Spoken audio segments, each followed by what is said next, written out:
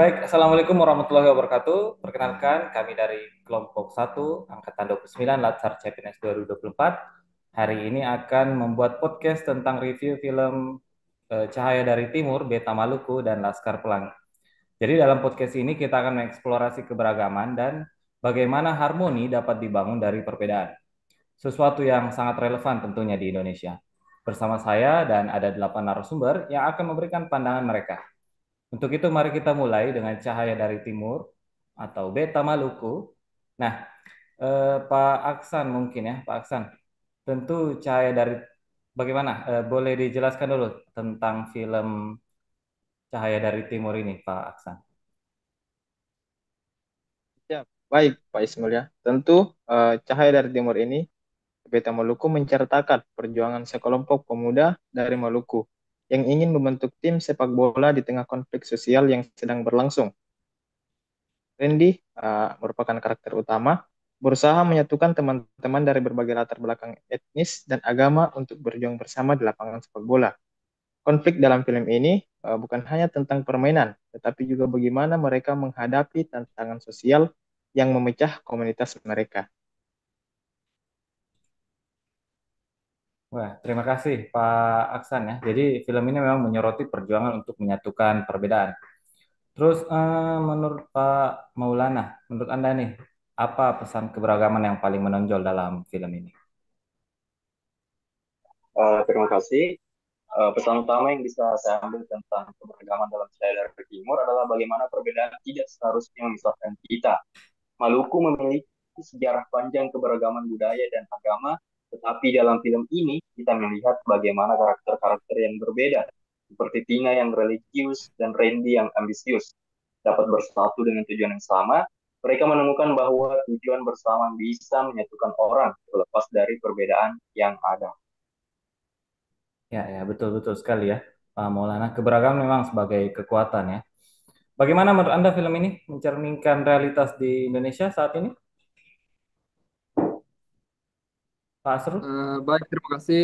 Ya, Bagi saya film ini sangat relevan dengan kondisi Indonesia, di mana keberagaman suku, agama, dan budaya seringkali menjadi tantangan dalam menyatukan.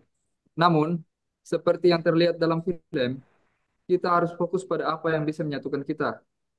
Dalam kasus mereka, sepak bola menjadi jembatan untuk mempersatukan berbagai kelompok yang sebelumnya berseteru. Di Indonesia, kita bisa melihat hal serupa dalam banyak aspek kehidupan sosial kita. Terima kasih. menarik sekali Pak Asrul. Nah, mungkin sekarang kita beralih ke film Laskar Pelangi ya.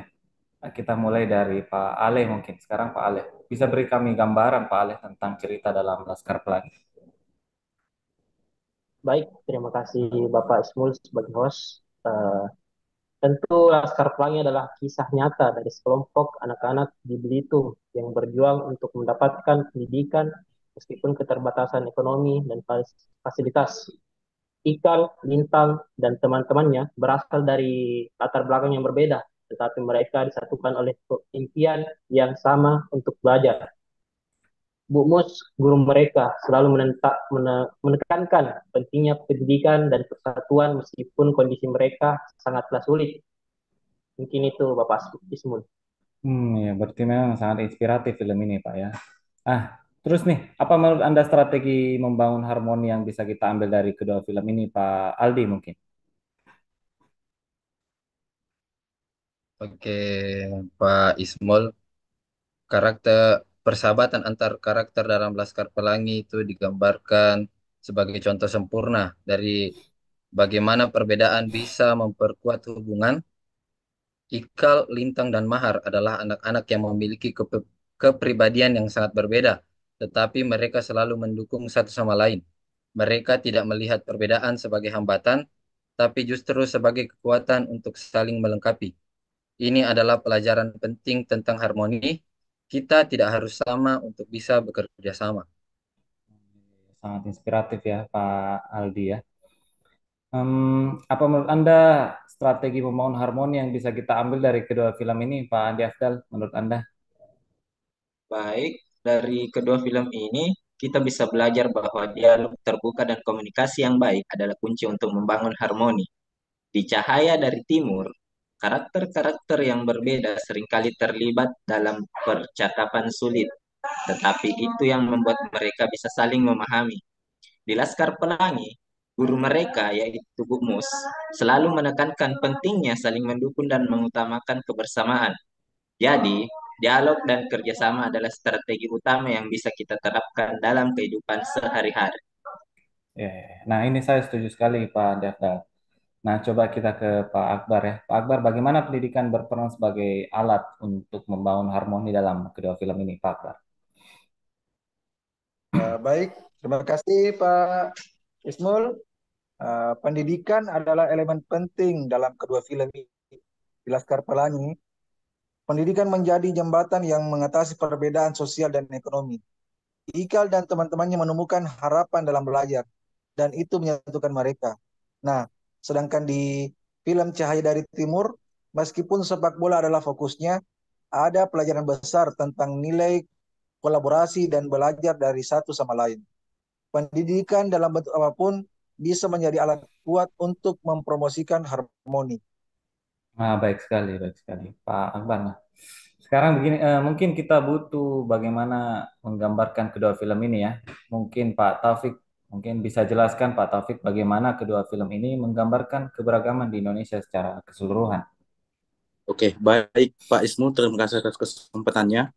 Kedua film ini sangat kaya akan representasi ya keberagaman Indonesia, yakni film Cahaya dari Timur yang menunjukkan keragaman agama dan etnis di Maluku, sementara Laskar Pelangi menampilkan keberagaman ekonomi dan sosial di Bitung.